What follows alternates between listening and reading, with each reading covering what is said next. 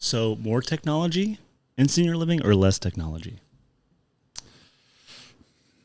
No opinion. Again, I don't think the technology is.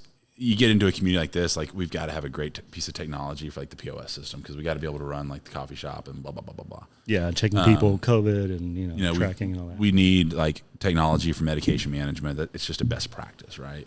Do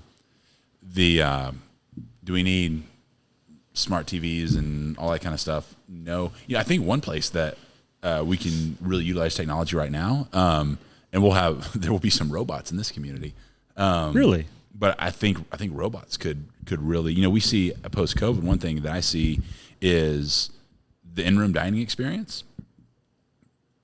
I kind of learned to like it at home, right? It's like just order in and just eat and throw it all away and don't want to put on clothes and go out and whatever. So we see, it's undeniable whereas at a typical meal, let's take that typical community, 100 suites of AL memory care, at a typical, maybe we'd have, 5 or 6 residents that didn't want to come out. And there would be a reason for it, right? It's like, yeah, they weren't feeling well or they're not very mobile right now because they're doing some rehab or whatever.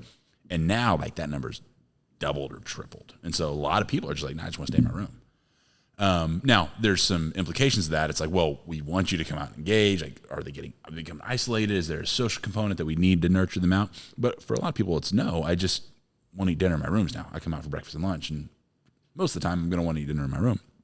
From a service standpoint, it's very like we're not set up to have somebody running and delivering meals to rooms.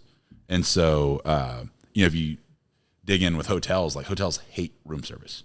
Nobody wants to do it. Nobody wants to deliver it. Like they're not really set up for it either. Yeah. So it takes 45 minutes. It's annoying. I love room service. And I'm like, this is what I came here for. Yeah. I'm seeing less and less of it. Exactly. But they either don't do it or they do it terribly. And so I think this is an opportunity where like there are robots now that it's like we can plate it up, put it in the thing in the kitchen and like hit room 323 and it'll go up the elevator and everything. So you're telling me we're going to have robots and when?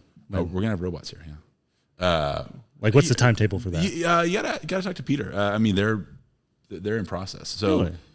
I think he's got a couple that are going to vacuum hallways, and I think he's got one that's going to do like the tray delivery. No way. We got to name it something fun. They're going to have names for sure. Should be JR.